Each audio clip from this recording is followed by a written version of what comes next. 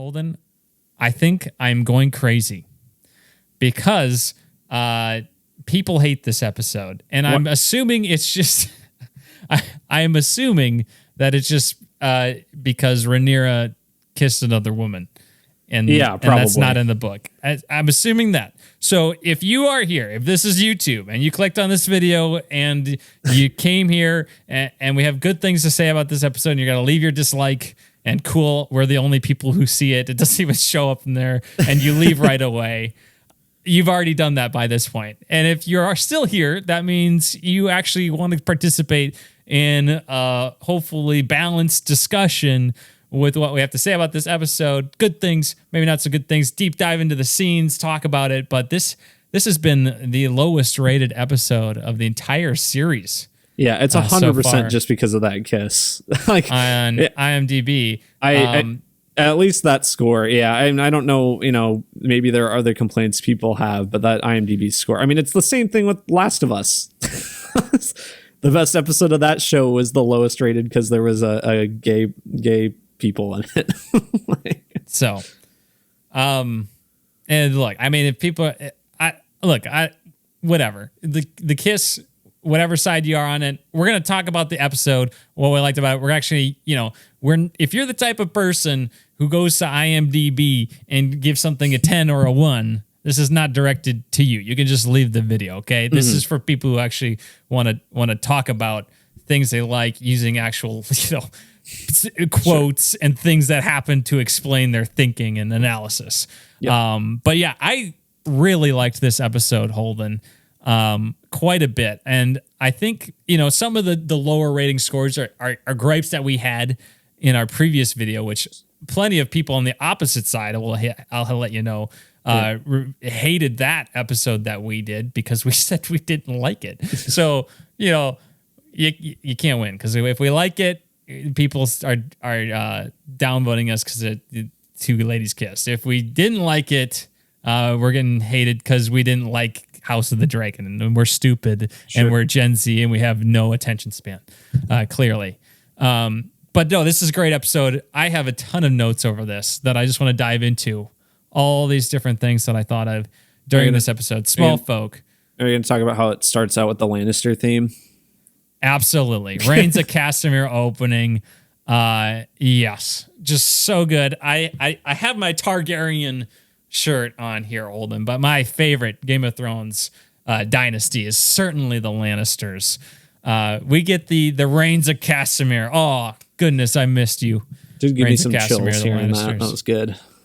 Yes, we get the Lannister brother Jason. I'm pretty sure Tyland is the one on the Small Council. Jason, sure, I'll take your word for it. The one he wants Aemond to join them with Vhagar. And he's like, yeah, look, we'll fight. We're just waiting for Aemond and Vhagar. And in the background, they have the actual lions in cages. Nice. Awesome. Sure. Really enjoyed that little opening. That's really not touched upon throughout the rest of the episode other than Aemond is upset that he's like, they're calling me? I'm the Prince Regent. But yeah, we have, go from there. We have a Green's Small Council scene. Aemond wants to form an alliance with the Triarchy because, King's Landing, there is a blockade against it, and the people are going hungry. Yep. They are considering offering up Alicent to get married to the Red Kraken of House Greyjoy, maybe to form an alliance there to get some navy. So maybe that's some foreshadowing. I don't know. We haven't read the book. Thanks for not spoiling it in the comments in advance. So maybe that could be an avenue. But what were you going to say? So on that, obviously in the same meeting we have, or after the meeting, we have Aemond like removing her from the Small Council. Mm-hmm. I don't, maybe I'm wrong on this. I'm starting to wonder, and I don't know how the book goes. Is she going to leave and join Team Black? No. You don't think so? No. Okay. Because I'm like, what? Like at this point, like the only person who's really she has Aemond, who she doesn't really like, seemingly, is the one in charge. She doesn't really have any power here. And she could just like take the other kids and leave because they're seemingly just like not wanted. Yeah.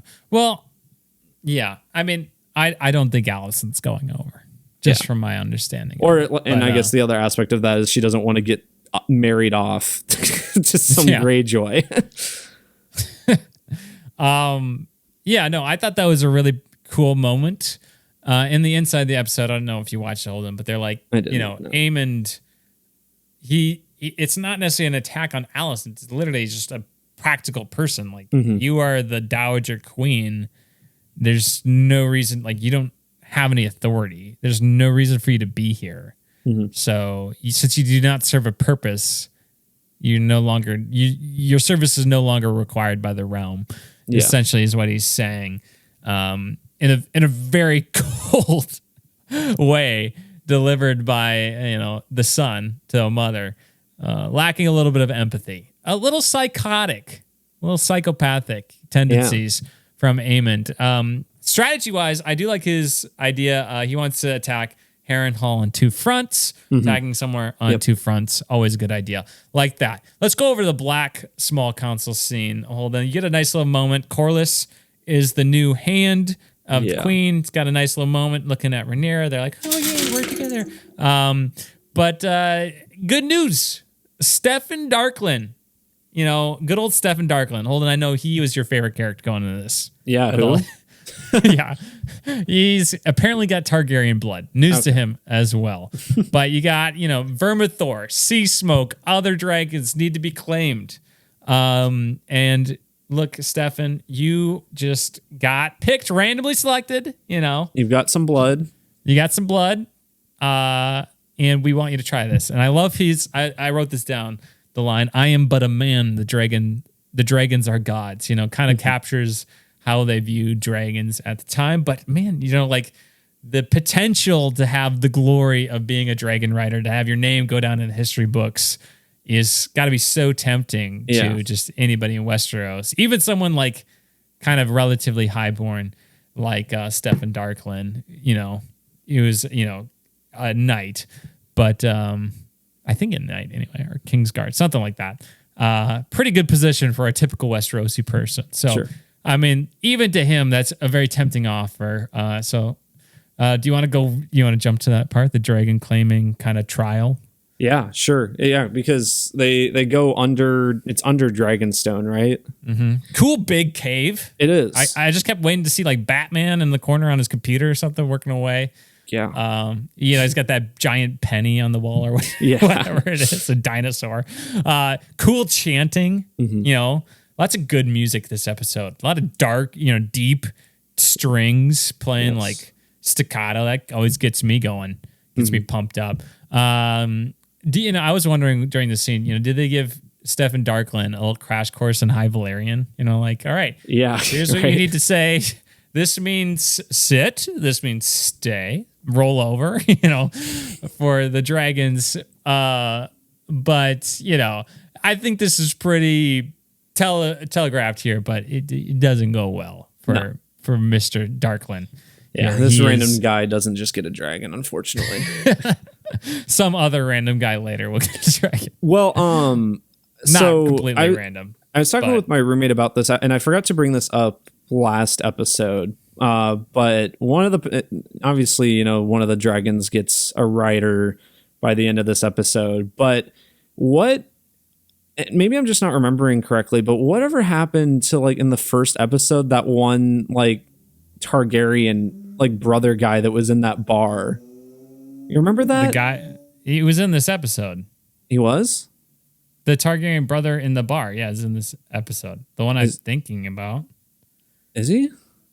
Are you talking about the one who is like, yeah, I'm the, when he's quiets down when Aegon comes in, he's like, Rhaenyra's the rightful queen, and then Aegon comes in. Yeah, he's in this episode. Oh, is he? Yeah, he's there when Mysaria's agents are talking about, how the royals are feasting on lamb and stuff, while the small folk are all eating fish. I think I was okay. I think I just have like a different guy pictured in my head, and so I was. But well, I mean, to be fair, to be fair, we've seen these guys for like 2 minutes at a time several episodes ago. Yes.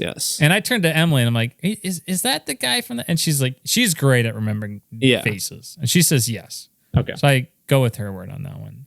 Okay. But this is going to be a season where rewatching it, things are going to make a lot more sense. Because it's like, why are we spending all this time with this Smallfolk guy? Like, I'm sure it's going to come up later on. And it's becoming a little bit more clear now because of the dragon claiming stuff. Sure. But yeah, that's where he is.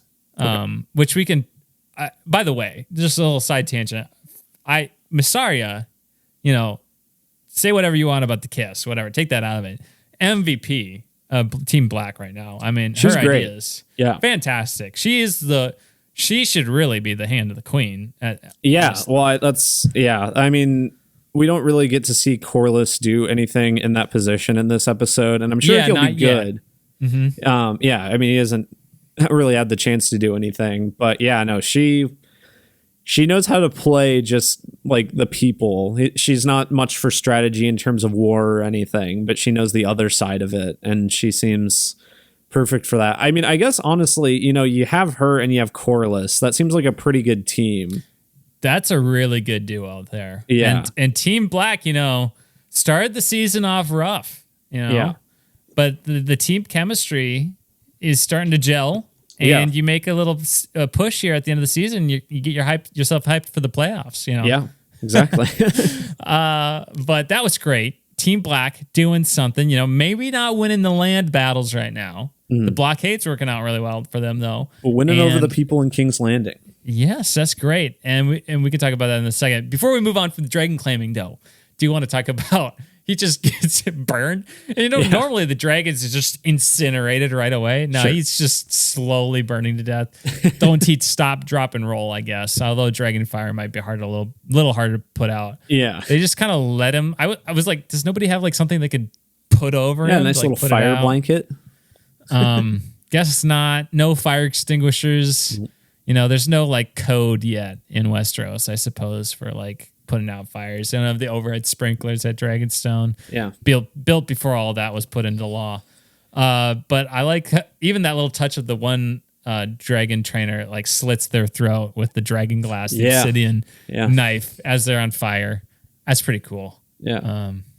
And then Sea Smoke just I'm gonna head out. SpongeBob memes out of Dragonstone after that debacle, and Rhaenyra, believe it or not, second guessing herself once again. Yep. But yeah, so we talked about the bar scene.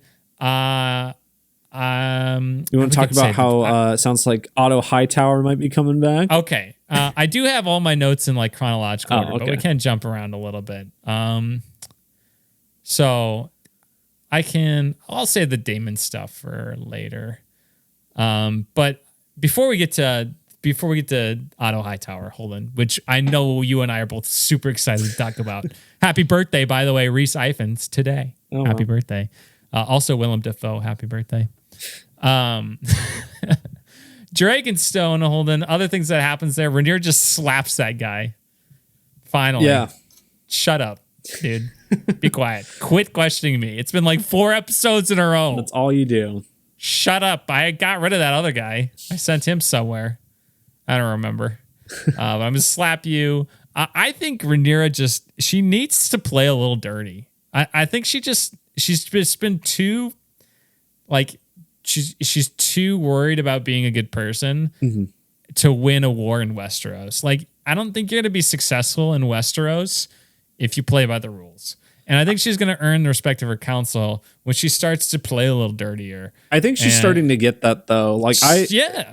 She wears like the sword a little bit. She looks like she's going to want to go into battle a little bit, be a little bit, go a little bit more by her impulses and trust her gut more than just like waiting around and letting these lords boss her around. And that's a look becoming of you, Your Majesty, that sort of thing.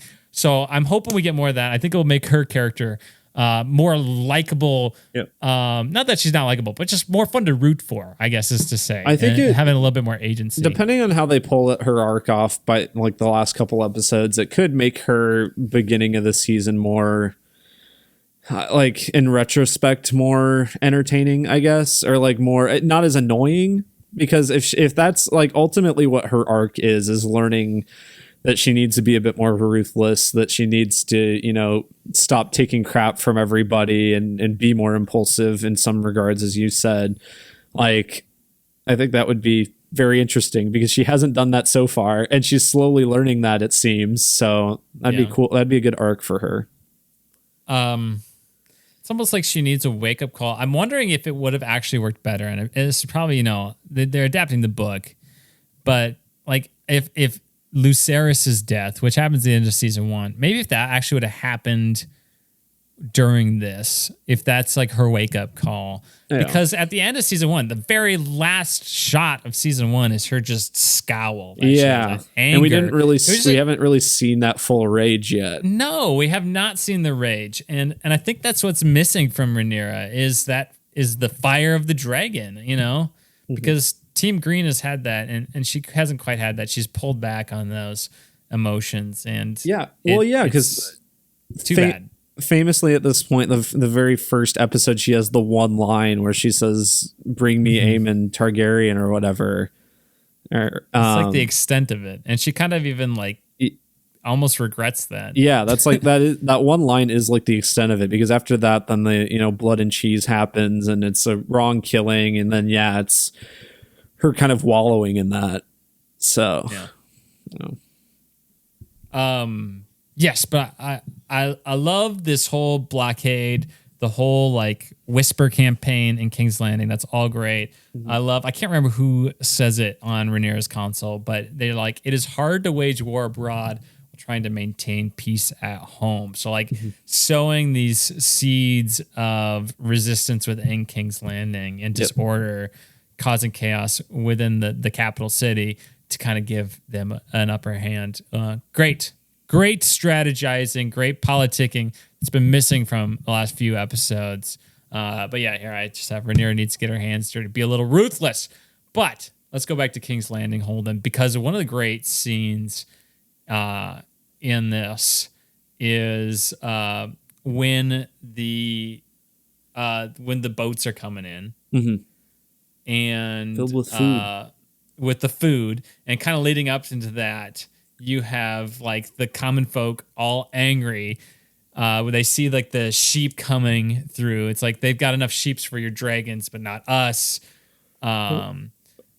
The small council, they're all like, Aemon, I think, asks like, why is this all directed at us? Rhaenyra's the one blockading us. That's the reason we can't eat. Sure. But they're blaming us. And I thought that was cool. The great scene where Larys is just trying to tee it up for himself to be named hand. And then like, Aemon's like, nah. I've never thought of this. Aemon's like, no, dude, I want Otto Hightower. Give me Otto Hightower. That's what I'm saying. Who's apparently just missing. Where is he at? Nobody knows. No one knows. Otto, you better get your booty back in King's Landing. Aemon, the hilarious line, spitting fire. He says, talking to Larys, he's like, my grandsire may be overcautious, but his devotion to his family has never been in doubt. Boom, roasted. I know you killed your family.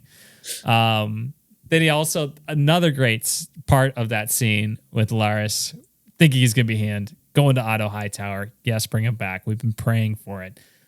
Gods be good.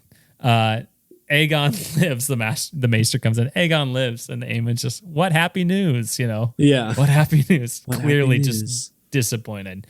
But yeah, this episode's just full of great scenes, because then you have Aegon and Aemond, Aegon and Aemond, Aegon kind of seeing his brother for the first time one-on-one like that, alone.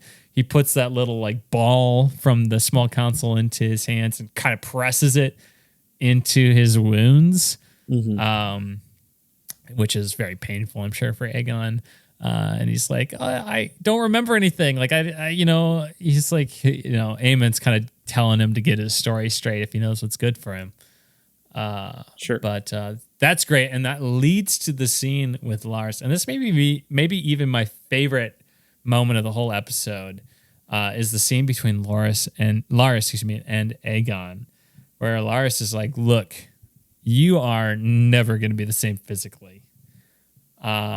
He like denies him his, what I presume to be milk of the poppy. his drugs. And he basically, I think the line is, your mind is all that remains of you. Like your body, you are not going to be the warrior you kind of envisioned yourself being, but they will always underestimate you, and this will be your advantage. Like coming from Laris, who knows, and he kind of empathizes with Aegon and kind of puts this idea into his head. I think that was just really cool to put these characters together like that. So I was very much a fan of that scene. Anything to add to any of these things, Holden? Kind of just blowing through my notes here. No, that's okay. No, I really liked that scene between Laris and Aegon as well. You pretty much summed up why. I don't have much to add to that. But that does get me to thinking, while we're still in King's Landing, about the whole riot scene. Oh, just superb. Yeah, it was great. I mean, great piece of action in here. It was obviously Alicent and her daughter, whatever her name is. Helena, there we go.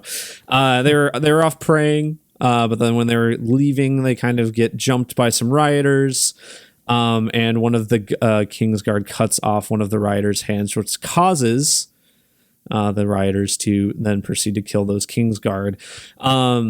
I think that's great. As soon as like the guy cut off that Smallfolk's hand, I'm like, that is horrible. That is just like horrible publicity, just for lack of a better word.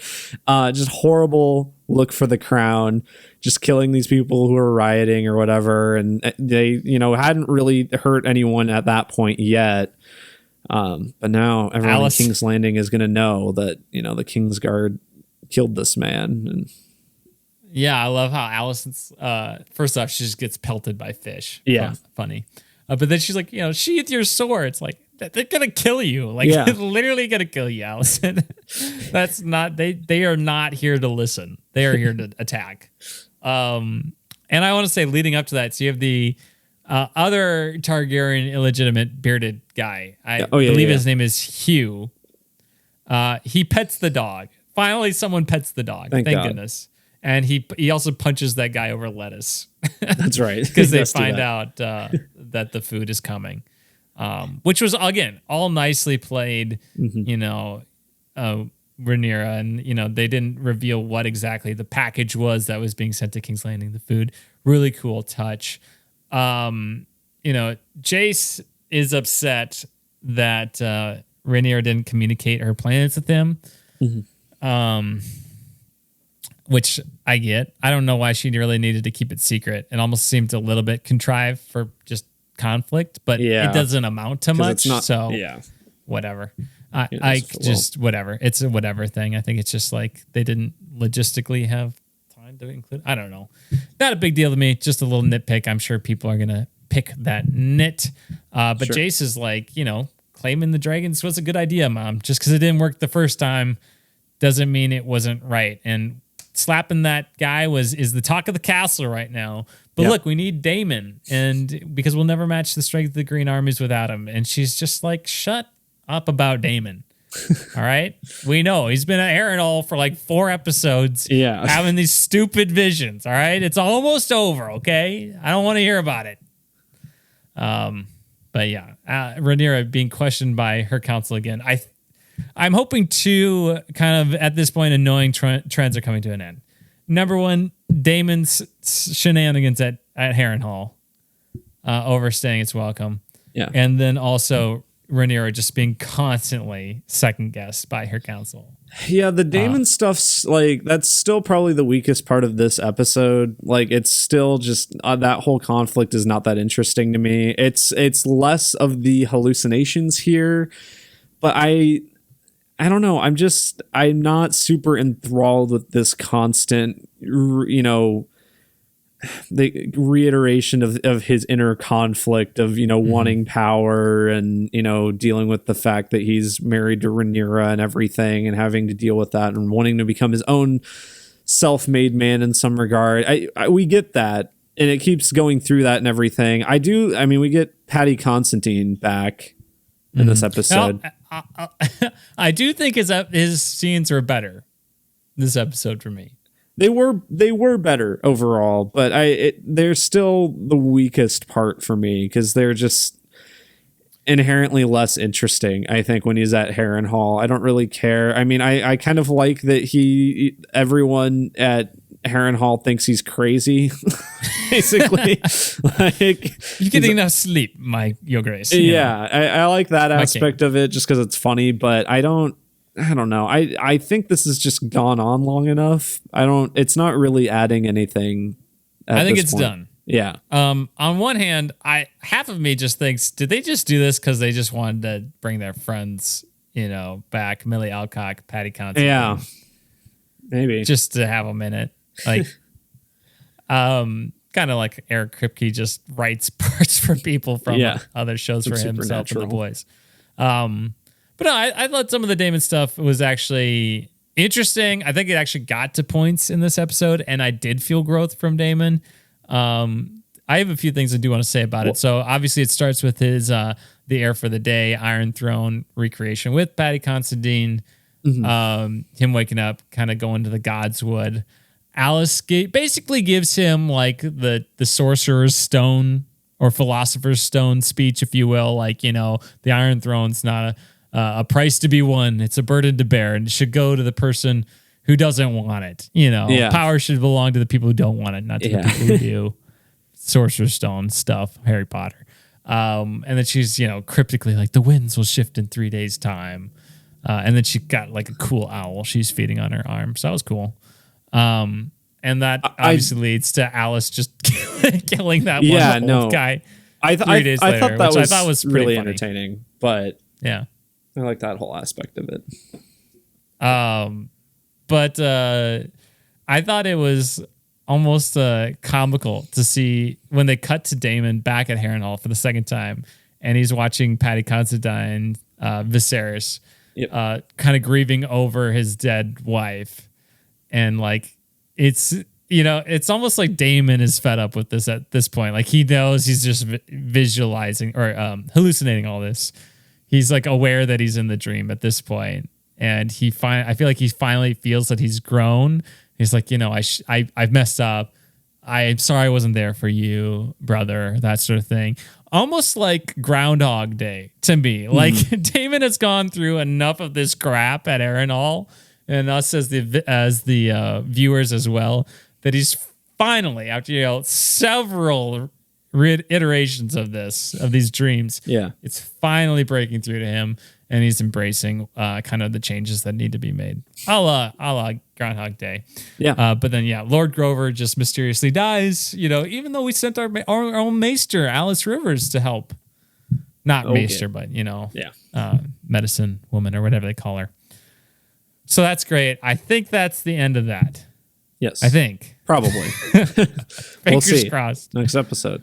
Where are you at, Otto Hightower? Get here. Get over here. Everybody keeps talking about you're missing. A moment people are talking about with this episode, Holden, is Sir Gawain Hightower. Finally, he's like has a conversation.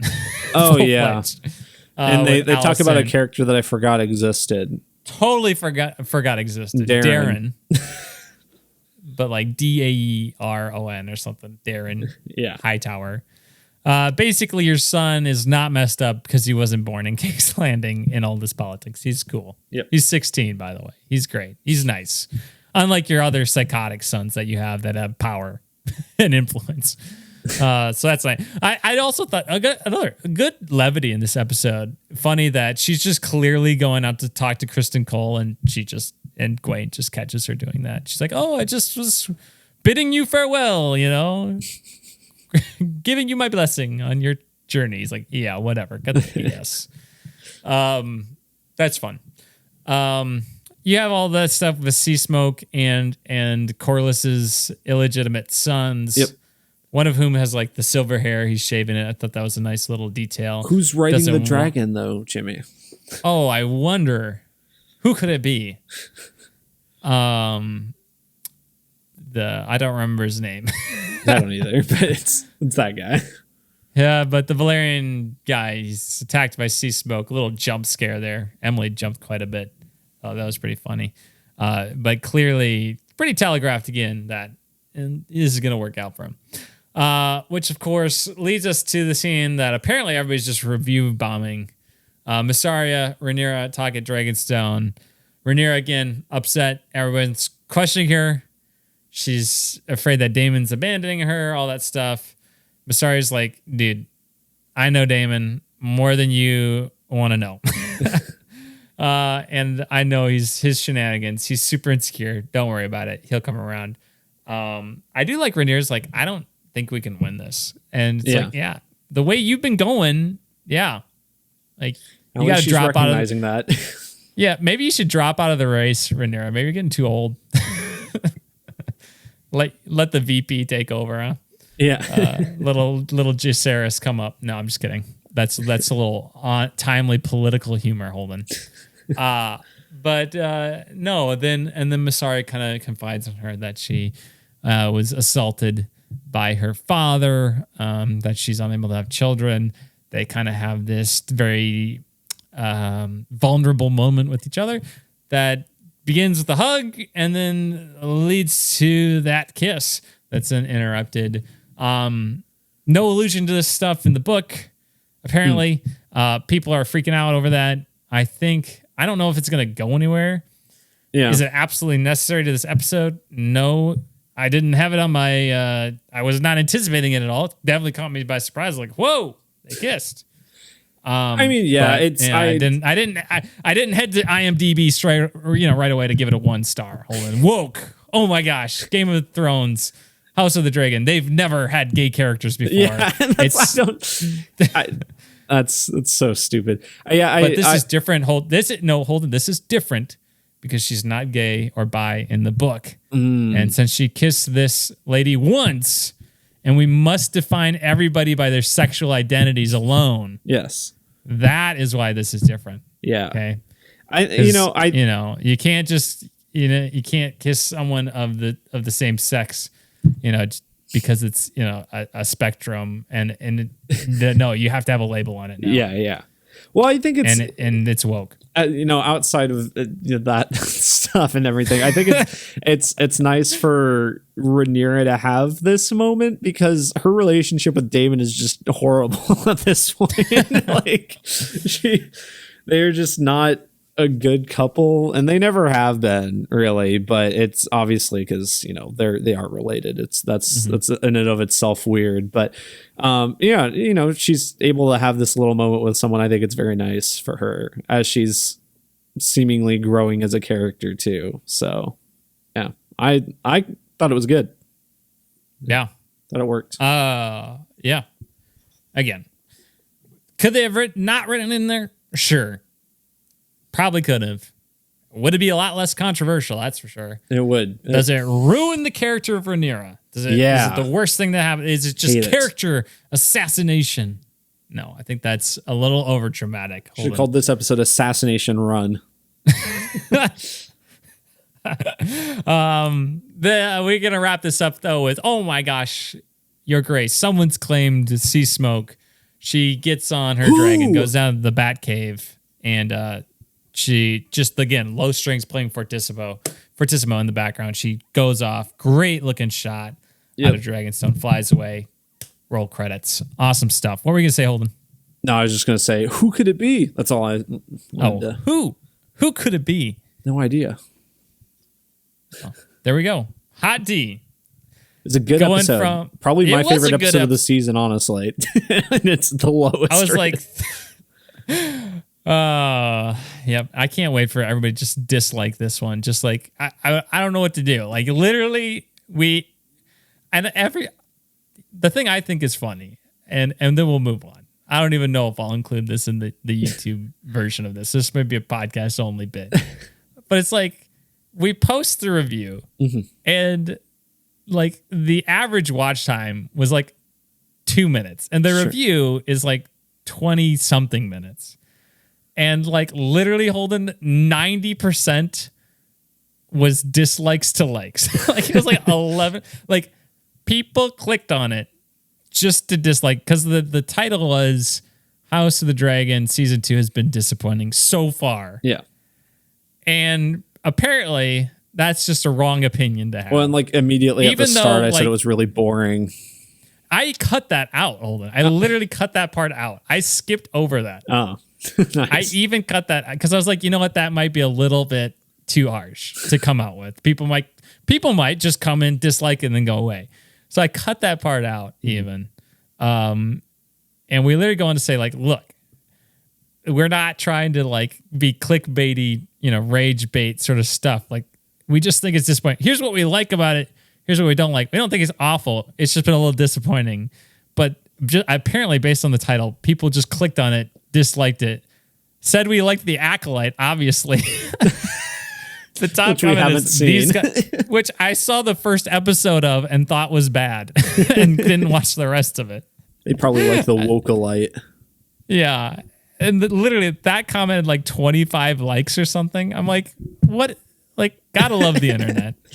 That has 25 likes. Clearly people did not listen to what we actually said. I'm like, who clicks on a video just to immediately dislike it and then move on?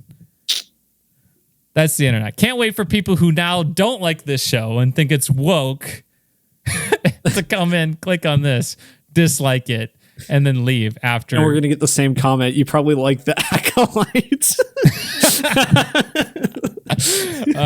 So there you go. If you are still listening to this, we appreciate you. Yeah, there you go. So that's Hot D Season 2, Episode 6, Smallfolk.